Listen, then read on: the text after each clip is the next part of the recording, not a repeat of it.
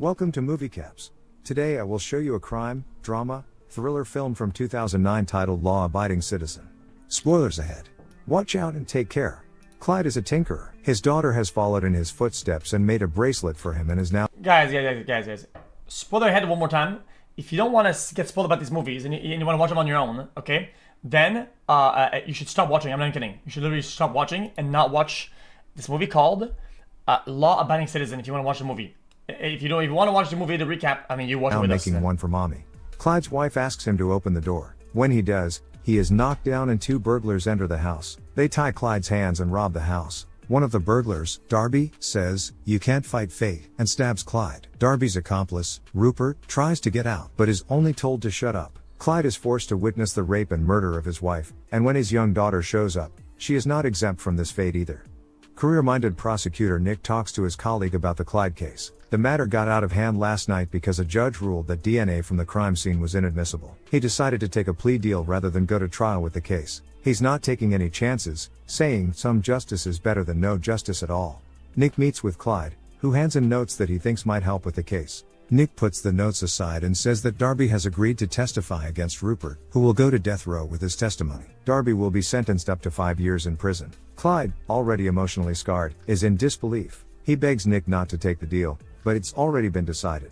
That's how the justice system works. It's not about what you know, it's about what you can prove. Nick says it's a win for them, as if spitting in Clyde's face. In the courtroom, the whole incident was staged as if Rupert was the main culprit. Darby quietly makes fun of Nick's wife, as if she is next, and signs the plea deal. Outside, Nick makes a statement to the press about the ruling and Darby sarcastically thanks him for being in his corner. It's nice when the system works. Nick watches from a distance, still shocked at how unfair everything is. After a hard day at work, Nick comes home to his wife, Kelly, and to calm his nerves, he talks to his daughter in his wife's belly. 10 years later, Nick's daughter has grown up, but he is as busy as ever. Once again he has to skip his daughter's recital at school, and Kelly is unhappy that he is neglecting his daughter's life so much because of his work. Today is the day Rupert is to be executed by lethal injection, and Nick is present with his coworker Sarah. He witnesses the execution instead of his daughter's recital. Rupert's last words are that he wasn't the one responsible for the death of Clyde's family. That doesn't sit well with Sarah and Nick. Rupert is injected with 3 drugs, administered in a specific order. Instead of dying painlessly, he begins to shake and scream in pain and dies an agonizing death. Bravo, what a great show. The warden explains that they are not responsible for the man's agony. It has never happened before. A policeman arrives and hands the prosecutors a bottle with the phrase "Can't fight fate" written on it. Nick recognizes this phrase, and the police look into Darby and find his whereabouts. At Darby's, who is sniffing flour, he receives a call. The voice is muffled and tells everything there is to know about it. Darby becomes paranoid. The voice tells him to look out the window. He sees police approaching him from all sides. Darby rushes outside and fires a few shots at police cars. He gets another call from the muffled voice. Guys, the videos chat not to get demonetized. The videos on YouTube get demonetized. They have certain words and keywords, but he uses the R word earlier, right? Demonstrating sexual assault, which is kind of like telling him that if he wants to stay out of prison, he has to lose the gun and head toward the abandoned factory. Darby does as he is told. Fortunately, on the way there, he finds an officer asleep in his car. He gets in, grabs his gun, and forces him to drive. They stop at a deserted location. Darby drags him out and tells him to get on his knees, but before that, Darby takes a call and learns that his rescuer was none other than Clyde himself. Darby tries to shoot him, but it is a trap gun. Instead, he is injected with a paralyzing serum, but he remains conscious. In other words, Darby cannot move, but he feels everything. Clyde then restrains him at his warehouse and tells Darby that he will feel pain that he has never felt before. He has made all the necessary preparations to delay his death for as long as possible. Before he begins the torture, Clyde tells him that he knows what it's like to be helpless, just as he was 10 years ago. You can't fight fate. He starts the recording and begins to dismember Darby. Nick and Sarah discuss the tampering with lethal injection. Nick feels that Darby had nothing to do with it because he doesn't have the brains to pull it off. A while later, the police find Darby in 25 pieces. They notify Nick of the gruesome sight. Sarah realizes that the only person who has a motive is Clyde. He has sold all his assets in recent years, buying properties in bizarre places. He also owns the warehouse where Darby was found. The police brigade is on its way to Clyde's house, who is calmly undressing when he hears the sirens. They surround his house and Clyde receives them warmly, but naked. He is arrested, and on the way to the car he gives Nick a threatening stare. In Clyde's place they find books on law and a torn out piece of newspaper on which Nick and Darby shake hands. They have Clyde handcuffed in a jail's interrogation room. Unfortunately, they have no evidence against him and can only hope for a confession. Nick's daughter receives a recording of what is supposed to be her recital and begs her mom to watch it, but she turns her down, saying they will watch it with her father. Nick's daughter quietly puts in the DVD. It is not her recital, but Clyde cutting up Darby. Nick confronts Clyde. He turns off the live feed and puts on a little act, as if Clyde has done the right thing. Clyde confesses in a roundabout way that he wanted to kill Darby and Rupert and has been going over and over in his head on how to kill them. Nick takes this as his confession and starts to head out, but Clyde stops him, carefully explaining Nick's daily routine and telling him to sit down, even though Nick says they are done here. Clyde says that anything he told him is inadmissible because he never directly said he killed anyone and knows they have no proof. Even though Darby was found dead in Clyde's warehouse, Clyde owns numerous properties across the country and can say it was a setup. Nick says they know he did it, but it's not about what you know, it's about what you can prove. Yep. Clyde says he will give his full confession if Nick can do something for him. Clyde wants a bed and Nick's ego gets the better of him. No. Nick's supervisor, Jonas, scolds him for not taking the deal. A confession for a mattress when there is no evidence is pretty good. Nick firmly believes that Clyde is playing with them. Jonas once again advises him to make the deal. Clyde gets the mattress he wanted, someone already is eyeing it out at prison.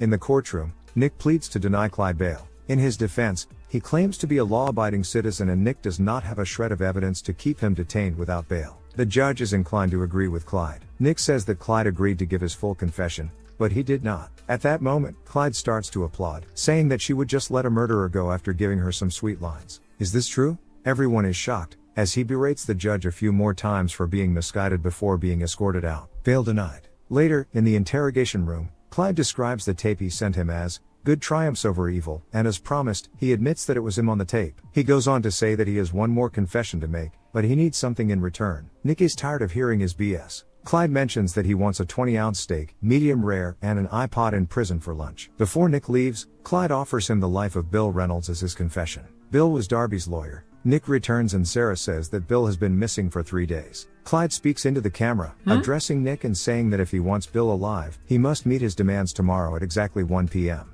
The next day they get the steak delivered to prison, but 5 minutes before 1 p.m. the warden decides to double-check the prosecutors. When they arrive at Clyde's with the meal, they are 8 minutes late. He still keeps his cool and tells them the whereabouts of Bill. He also tells them that the 1 p.m. appointment was not for him, but for Bill, so they better hurry. Nick rushes to a helicopter and they fly to the scene while Clyde listens to his iPod and enjoys the steak with his cellmate, who had just threatened him. They quickly become good friends, but it is all an act by Clyde, who is after the T-bone from the steak. He turns up the music and gives the controller to the cellmate to distract him while he stabs him in the neck. The guards come to Clyde's cell and the warden is furious. Nick has found Bill buried with an oxygen mask. He's dead. It took them 15 minutes to get there from the prison. So if Clyde had gotten his lunch in time, Bill would still be alive. Nick receives a message from Sarah telling him that Clyde murdered his cellmate and the warden is moving him to solitary.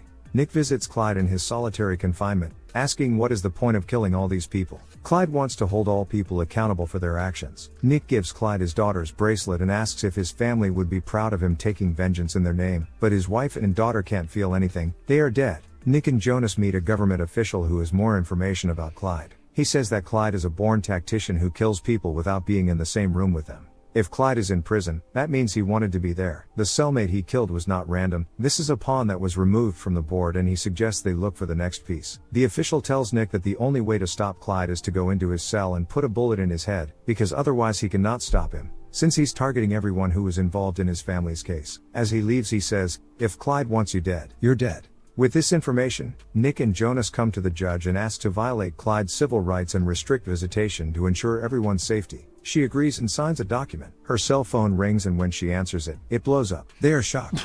Nick visits Clyde in an interrogation room at the prison. He asks him about his accomplice and what the point of this revenge is. Clyde gets angry because Nick still does not understand what it is all about. If he wanted revenge, he would have slaughtered his family in the last 10 years. Clyde gives Nick one last chance. Release him by 6 a.m. or everyone will die. Clyde is escorted to a maximum solitary by a number of guards. Nick and Sarah meet at a prison where they go through documents to find any clues on who is helping Clyde from the outside, but without luck. Sarah starts to doubt if their decision to take the deal with Derby at the time was right. Nick assures her it was. The DA staff stays until 6 a.m., then Nick sends everyone home to rest. When Sarah starts her car, the bombs attached to the cars explode, killing everyone, including Sarah.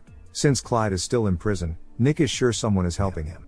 6 officers have been killed. Nick and Jonas meet the mayor, who cannot imagine how one arrested man can do so much damage. She appoints the 2 security guards. Nick sends his family to a safe place and calls it a vacation. No credit cards or cell phones, nothing that could give away their location. When Nick comes back inside, he notices the framed newspaper article, which plot twist, he has a twin brother. Means someone has been in his house. Back at the prison, Clyde is let out for a walk and is greeted by Nick and the detective. Out of anger, Nick beats Clyde, who only says that it's good that he's angry, he's just warming up. The detective pulls a gun, but Nick stops him. Clyde says that what Nick is going to witness will be biblical.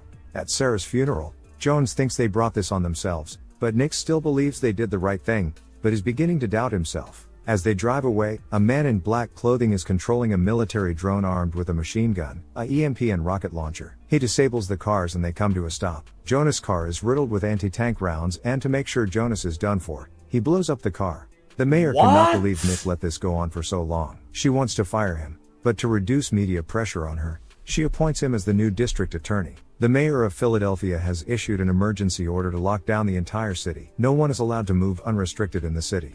Nick receives an email from Sarah's contact. It's about real estate that Clyde bought. He finds all the property sold in Philadelphia in the last 10 years and compares the amounts. Nick finds out that Clyde owns a small garage, not far from the prison. He and the detective meet to check out the garage. They find a hole in the floor. It is a tunnel that Clyde dug that goes directly under the prison. Clyde made an entrance into every single cell. That's why he killed his cellmate. That was his plan all along.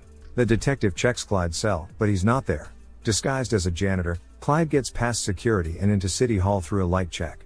The detective and Nick find that Clyde has cameras everywhere, even in Nick's house, and a quote from von Clausewitz about the center of gravity. In this case, City Hall. Clyde plants napalm bomb to kill Mayor, who will soon hold a security meeting. Nick and the detective arrive soon after. As a precaution, they must proceed quietly so as not to alert Clyde that they are onto him. They notice Clyde's cart on the 5th floor, just below the conference room. They find a suitcase, which they suspect is the bomb. It's a bait the the whole bomb time. squad man opens the suitcase and says the bomb is activated by cell phone and could go off at any moment. Some agents assigned to monitor Clyde's warehouse notice him pull up and notify Nick. Clyde goes to his equipment in the tunnel and watches as the meeting begins.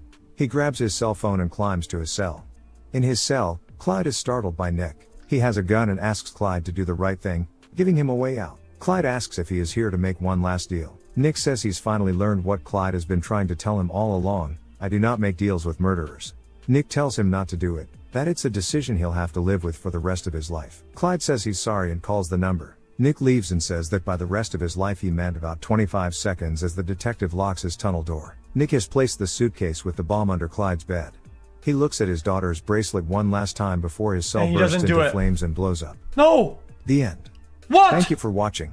Subscribe if you'd like to see more videos like this. What? Yeah, you know what I hate? You know what I hate? These fucking writers are always so self-righteous, they will not let somebody who takes revenge win, ever. The one who goes hardcore against the suckers and goes a little bit too far, right? Always gets smoked somehow. Oh, no. You don't get to have revenge. No, you don't get that. We don't show that to the public. People who get revenge, they don't win. Fuck is that, man? Fuck is that? Why didn't the bomb kill fucking 80 million people? Why not?